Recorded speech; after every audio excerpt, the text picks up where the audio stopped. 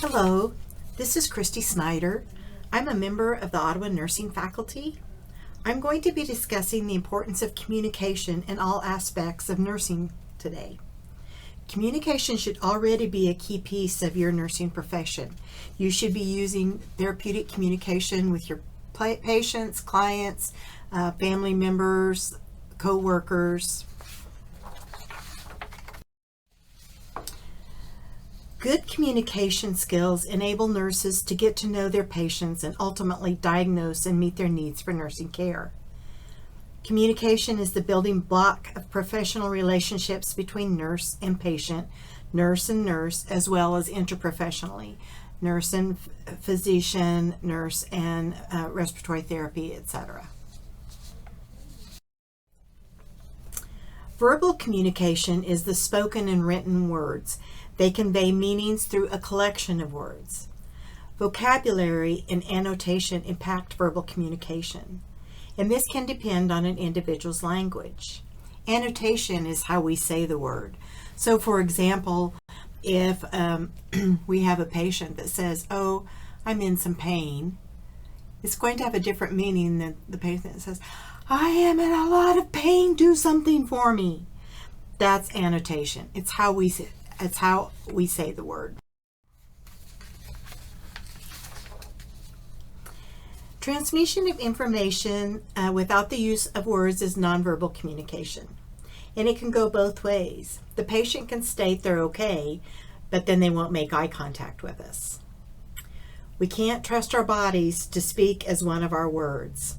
Our bodies are going to betray us, and sometimes it'll be with breathless gasps, hurried words that predict our nervousness, or that we're hurried, or we don't have time for them, or it could be incredulous expressions even while we nod in agreement.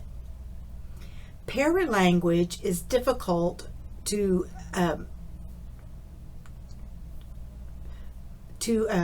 figure out transculturally. Gestures that may mean one thing in other cultures may have a totally different meaning in different cultures. So, what does general physical appearance communicate about a patient or a person in general? That's paralanguage. So, our mode of dress and grooming, this can communicate to our patients, our coworkers, our superiors that we're professional or not. A patient paralanguage might be in how they cry, or if they moan all the time, or if they gasp. It's just that type of nonverbal language. What about silence? What can silence communicate to us? Often silence can be make us uncomfortable, and so we don't do it. But we have to give our patients or our coworkers or others time to think about what we've asked them or what we've said to them and figure out how they're going to respond. Depending on the patient's medical condition, they may have a condition, a cognitive condition, where it takes them a while to come up with what they want to say.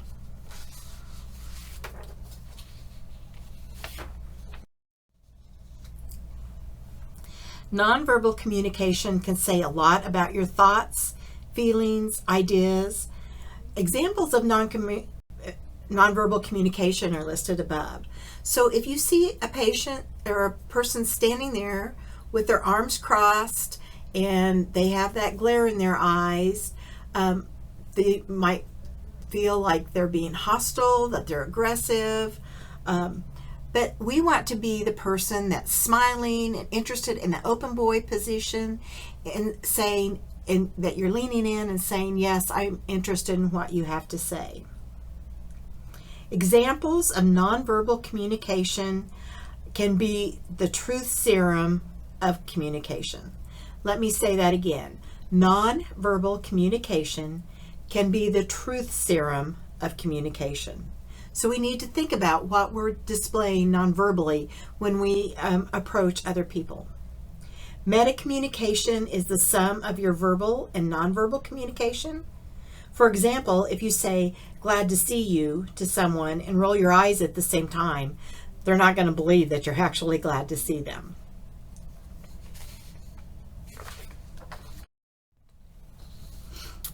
Touch is such an important part of nonverbal communication.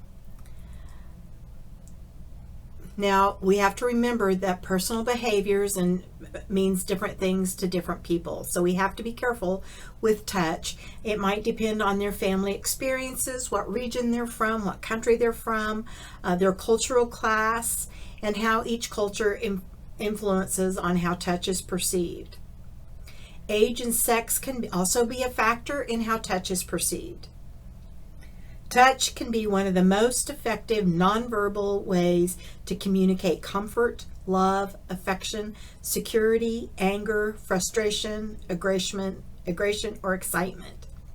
What we as nurses need to do is use a soft laying of our hand on the patient's arm or their hand just to say, "I'm here for you," and that can be one of the most caring forms of communication. We have to remember our patients that are in isolation.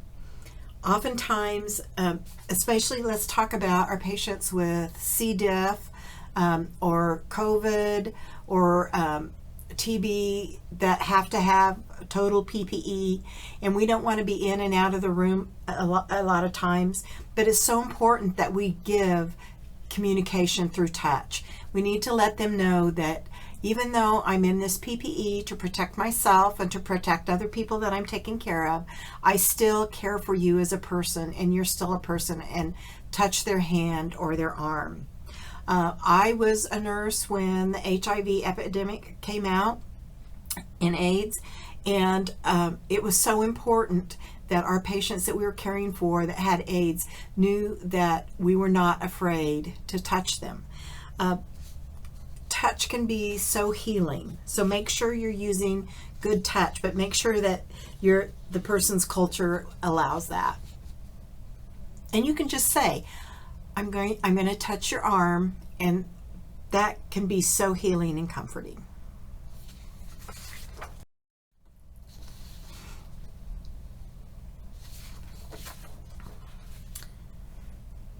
So aggressive communicators, they often issue commands, ask questions rudely, and fail to listen to others. They have loud and heated arguments. They can be physically violent. They blame others, use name-calling and verbal insults, and they'll walk out of arguments prior to their resolution and demand, "I'm right and you're wrong, and that's it."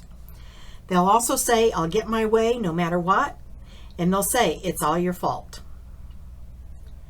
Passive communication is where the communicator will say, believe, or behave like, I'm not able to stand up for my rights. I don't know what my rights are. I get stepped on by everyone. I'm weak and unable to take care of myself. People never consider my feelings. They conceal their feelings, deny anger, avoid arguments, and are non-confrontational, non-committal. The passive-aggressive person, communicator, holds resentment and opposition to the demands of others. They're procrastinators. They have intentional mistakes in response to others' demands to make the others look bad. They're cynical, they're sullen, they're hostile. Frequently they complain about feeling underappreciated or cheated. They try to make others look bad so that they look good.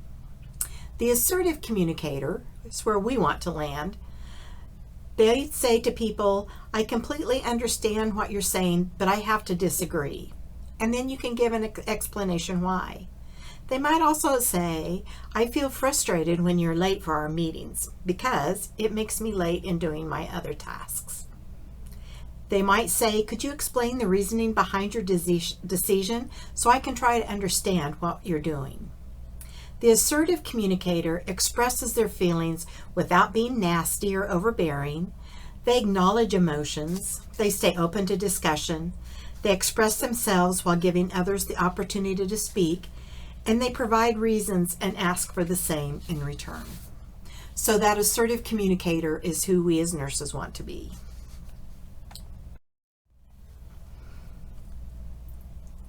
We've talked about silence. It's so important, especially when we're doing an interview. We have to give the person that we're asking questions of time to formulate the answer that they want to give us. Like I said, there are some cognitive disorders or some other disorders that the patient may have to, or the person may have to have time to think and process what the words that were asked so that they can come up with an answer. We want to use open-ended questions as much as possible. This helps us get more information than just yes or no questions. So open-ended questions can lead you in a better direction, and it may also help you understand conflicts better. Paraphrasing is always good. That helps the person know that you're actually listening, and then that we can get good, clear understanding. And restating is another good way to do that. We should always be reflecting on our actions and in our actions to make sure that we're doing a good job with our patients. We might ask the other person we're communicating with to reflect on what's going on in the situation. We might have to lead the patient a little bit, but we need to try to avoid doing that because sometimes if we lead them, they'll tell us what they think we want to hear. So those open-ended questions and asking why questions will really help them to answer what we need to know.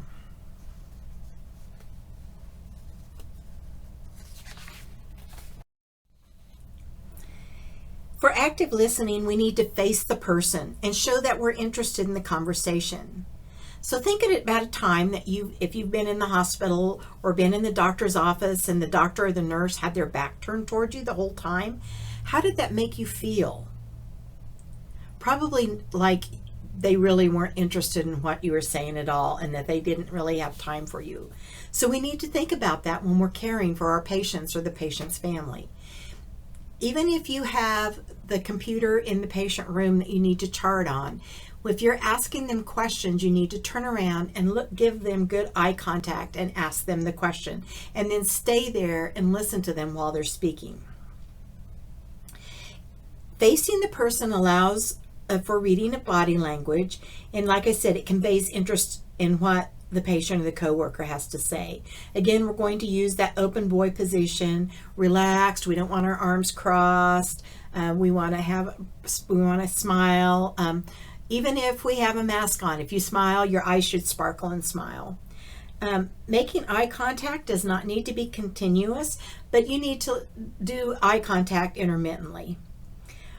There are cultures, however, including Hispanic, Asian, Middle Eastern, and Native American, where eye contact can be thought to be disrespectful or rude, or maybe even threatening or hostile. And so they don't take lack of eye contact that we're not paying attention. But you should be able to maybe turn around and look at them and avert your eyes so that they know that you're actually listening to them and that you care what they are saying.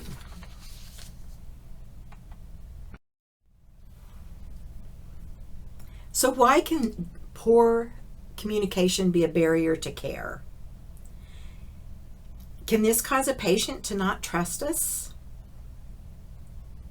One of the things that we have to be careful about is calling people by pet names. So children and older people, sometimes we get into the habit of calling them honey, sweetie, babe, dear, things like that. Make sure you know what your patient prefers to be called by. So if you're going in to see a patient for the first time, go in while you're doing hand hygiene, introduce yourself, and then ask the patient, what do you prefer to be called? Not everybody wants to be called by their first name. Not everybody goes by their first name. I had a patient, she was a retired school teacher, and she wanted to be called Mrs. So-and-so. So that's what we called her. We want to ask why questions. This helps that barrier, but we have to be careful how we say why, so that it doesn't sound like we don't agree with them. Make sure that we're not opinionated and that we don't change the subject if it becomes uncomfortable. Don't just give automatic responses, and make sure that we're not displaying approval or disapproval. It's okay to ask for explanations of what our patient tells us, but be careful about being defensive or arguing or being that passive aggressive person.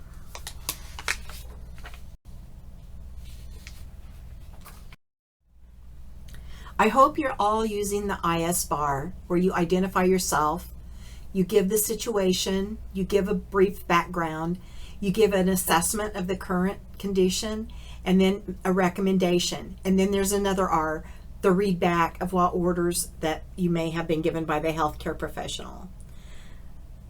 IS-BARs you can write up fast. The electronic health record can be fast, efficient, legible, and it improves communication and continuity of care, but make sure that what you're charting is what needs to be charted, is relevant to the patient condition. The EHR gives better access to patient care also. We need to be careful about risks of confidentiality breach, especially when we're sending emails. We should only be sending information that's urgent, such as abnormal lab data, and make sure that if it's highly confidential information, that it's being sent confidentially into the correct people. If you're working in a healthcare facility, make sure you know the policies for social media. Most institutions are going to say no social media. You have to be really careful what you post on your social media. Mary Grimes School of Nursing does have a social media policy that states that you can't take pictures of yourself in your uniform, at the clinical site, with your patients, and post them on social media. You can't even talk about the cool things that you may have experienced at your clinical site that day, because while it may have been exhilarating and exciting that you learned something new, it may have been not so good for the patient and the patient's family. And lots of times it doesn't take very much information for people to figure out who and what you're talking about. I was watching one of the reality emergency room shows, and this was in New York City, and the person got hit by a subway train, and they brought him to one of the emergency rooms, and one of the nurses that was caring for him put on her Facebook page, subway train 0 and the ER 1, and she got fired for doing that. So be really careful about what you post on social media about your job. You shouldn't post anything. Make sure you're all confidential information that you're leaving it at work. You have to be familiar with the policies and procedures of your facility to determine what you can transmit by email, if you're allowed to transmit by email or text.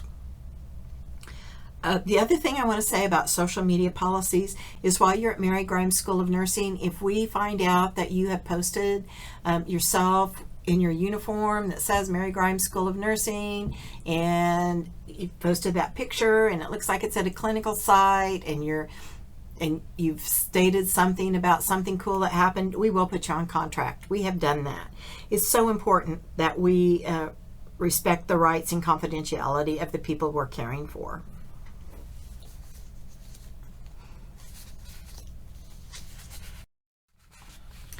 So what if your patient is unable to communicate?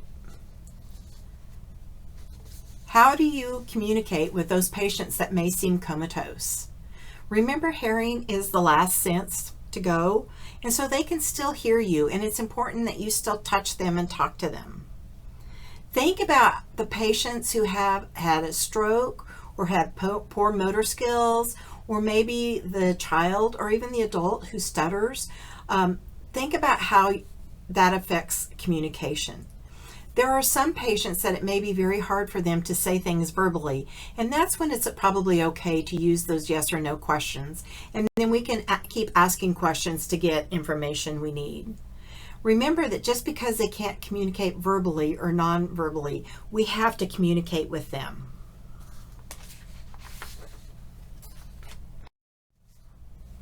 Cultural communication is so important.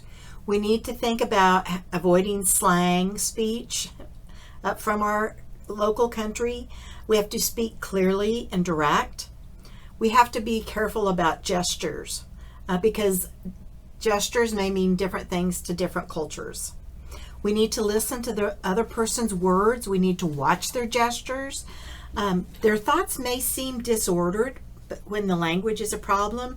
So that's when we really need to bring in that professional interpreter or a bilingual staff member. When we're dealing with medical care, we need to use that professional interpreter. Family members can be involved, but sometimes they don't understand how to communicate the medical terminology to where it's understood correctly. The other thing is if we're going to use a family member, we have to make sure that the patient wants them to have access to their confidential health care knowledge. So that can raise that issue of privacy and confidentiality. As I said, you need to use the proper form of addressing the patient for the given culture. Ask them what name they prefer to be called by. You need to know how to welcome someone in their own culture. Smiling may not always be, it may be taboo in some cultures, so we need to know that. And we need to know about eye contact, and we've talked about that. We don't want them to feel uncomfortable. And remember that not all gestures have the same meaning. So if you happen to find yourself browsing for jams in France, be careful you don't ask for help with the preservatives. Preservatifs is French for condom.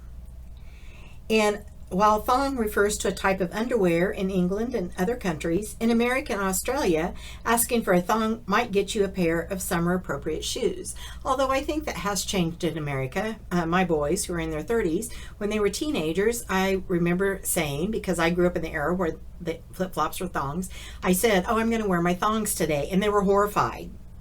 And so we have, even our age cultures have different language and different meanings. So just be careful. In the US and the UK, if we say someone's a brat, that's probably means a spoiled child. But if you're in Russia, Poland, Ukraine, or Croatia, brat means brother, and it can have other meanings too. They can be interchangeable. In England, a jolly good chap is a decent person. In America, a decent pair of leather leggings worn by cowboys or motorcyclists to protect their legs are known as chaps. The word cookie in Britain and the US are in agreement about what the word cookie constitutes. In Hungary, however, cookie, spelled K-O-K-I, is a small penis. In England, to fart, and the United States, to fart means to pass wind. But if you find yourself in Norway, Denmark, or Sweden, fart means speed. So they might ask you how far you're going. I don't know. Whatever you do, you don't want to accept a gift in Germany. The gesture of goodwill, other places usually means a gift is a form of chocolates or flowers. But it can take a more sinister turn in Germany where the word gift means a poison. In the US, if you want a shag, it means you want a luxury rug. Or you might be asking for a dance. There used to be a dance called the shag. But if you ask for a shag in Britain, that's a very different reaction because it's a slang for sex. Kiss is not such a romantic word in Sweden, where it means to wee. And while we're on the topic of wee, in Scotland, England's most common word for urinating actually means small. Slut is a derogatory term in the United States and the United Kingdom. But in Sweden, slut means final. So don't be alarmed if you come across a slut station. This is just the end of the train line. Or slutspurt, which is a final sale. And the word bra in Sweden also means good. Barf, the British slang for being sick, means snow in Farsi, Urdu, and Hindi. So just remember, slang words, we try to use them limitedly because not all cultures, not all languages perceive them as the same. So for transcultural communication, you need to look at these 10 strategies for effective cross-cultural communication, and you really need to think about them and be aware of them. And remember that culture is not just another country. A culture could be a neighborhood. It could be a religious sect or something like that. So think of culture in a whole new light, and think of how we can respect differences, listen actively, don't stereotype, build self-awareness, think twice before you speak, and all that. So just read through these.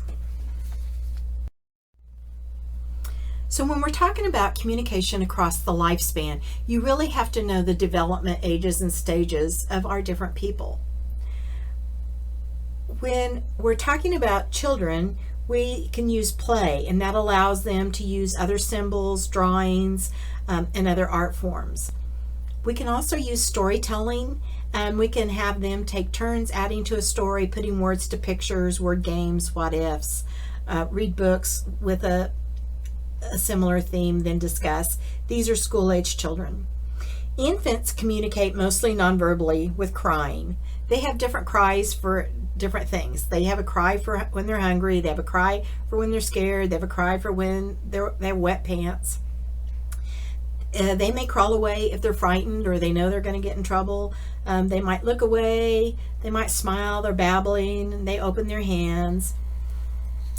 And the toddlers, they have a short attention span. I think it's like 6 seconds. And so they only need one-step directions. If we give them too many things to do, it confuses them and they can't figure it out. Around the age of 4, children are able to follow 3 to 4 step commands, and they're able to verbalize their feelings more.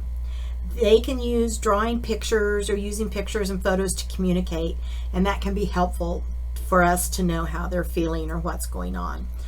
So around the age of 4 is when we can start using the face pain scale to help us know what pain level that they're at. School-age children, and this is for any patient, make sure we get on the eye level with them. Don't stand over them. Don't stand over your patients. That's intimidating, especially our children. We need to get at eye level. So if they're down on the floor playing, we might need to get down on the floor with them. We need to allow them opportunities to be expressive. We need to listen openly and respond honestly using words and concepts that they can understand. So we need to speak at their level. Adolescents, they have the ability to think abstractly now and make decisions about their own health care. We need to build a rapport with the adolescents. This is key. We want them to trust us. We need to use good active listening and project non-judgmental attitude, and they prefer expectations to be clearly explained. And they do like praise. So even if it's something small, if it's a post-surgical adolescent and they've not been wanting to eat and they took a few bites of Jell-O, give them praise. That will help them to progress. For adults, they do understand health literacy somewhat. We have to know what their cognitive level is. They understand how they communicate and how they process the information provided. Then pregnant women, clear communication about expectations, establishing that good therapeutic relationship is so important. So when we're talking about our older adults with vision and hearing deficits and speech deficits, how are we going to communicate with them? Remember that our patients who are hard of hearing don't necessarily need to be yelled at.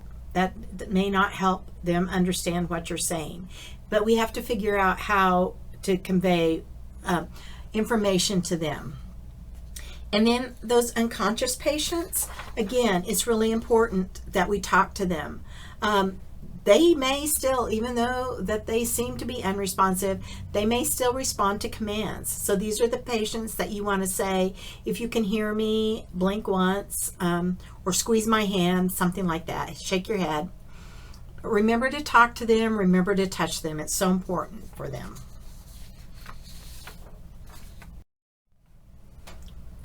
Again, remember that a professional interpreter is needed at times if there's language deficit in another culture.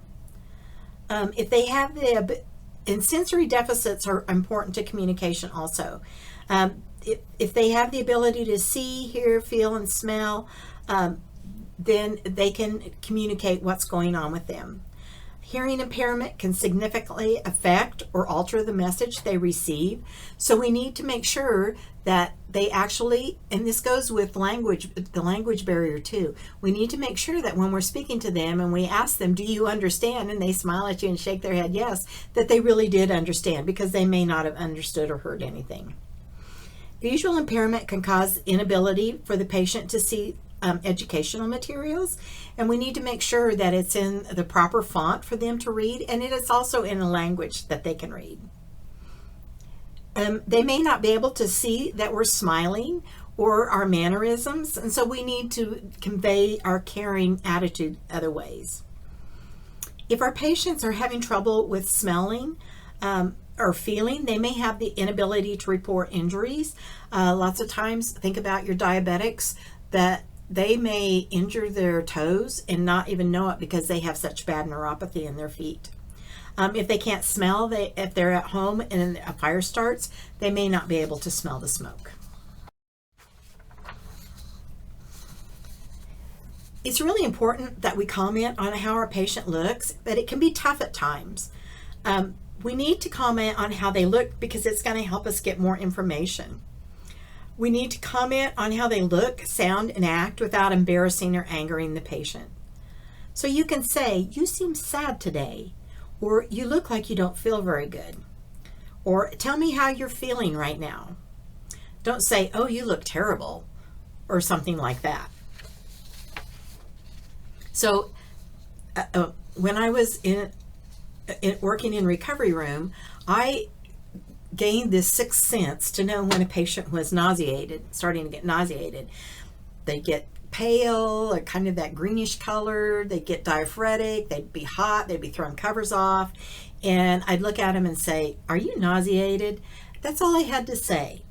And they would be surprised and most often say yes. Sometimes I had to convince them it was okay to take medicine because they wanted to go home, but I would convince them they needed that medicine so they could go home. But it's okay to ask them, are you nauseated? Because then they can answer yes and describe how they're feeling.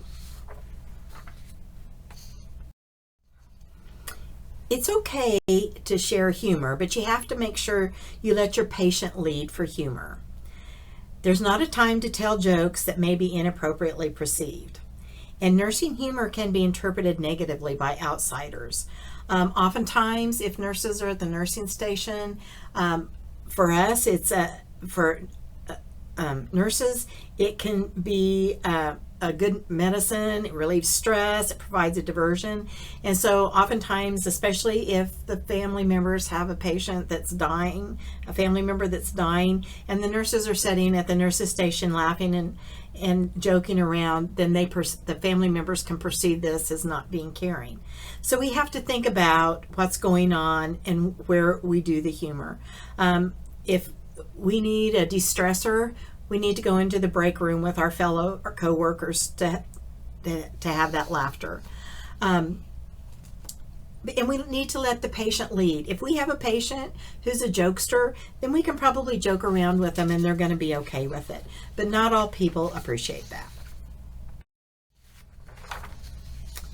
Providing hope is conveying a sense of possibility. And so we want to focus on positive behavior or positive performance or response by the patient.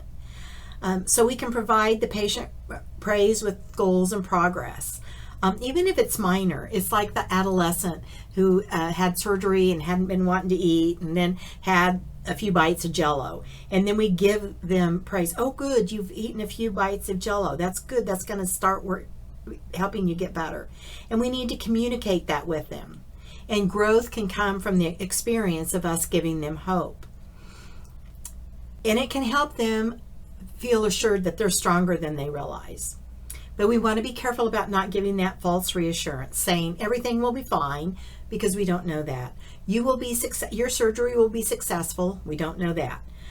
False reassurance can shut down any further communication, and there will be no trust. And we have to have trust with our patients.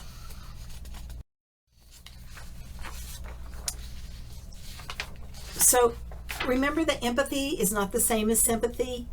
Empathy is the ability to accept another person's reality, perceive feelings, and convey the understanding and act to help the patient.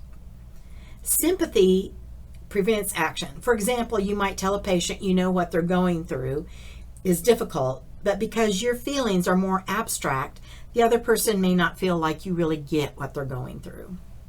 Empathy is motivating and empowering. It puts oneself in another's shoes to assist in a method of solving a problem. So being empathetic, it's non-judgmental, and it requires you to set aside your own concerns as you try to understand the mindset and the emotions of another patient or person. You can click on this video, YouTube video.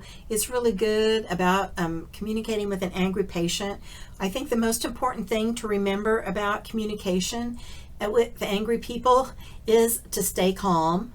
Now, if we feel physically threatened, that's not okay, and you need to just walk away or get help. But if you are dealing with that angry patient that's verbally yelling at you and calling you all kinds of names, you can just tell them, I'm going to walk out of the room right now. I think we both need some time to let our emotions come down, and then I'll come back and talk with you later. And you might tell them, I'm going to send in another nurse to help you. And that might de-escalate the anger that's going on. So it's really important, I think, that we stay calm and we think about what we say and don't respond back with anger. This is the end of the communication concept. If you have any concepts, please feel free to email me at ksnyder, SNYDER, @neosho.edu. You can also find me on the roster page and email me that way. I will be doing several other concept presentations, and so I look forward to talking with you again.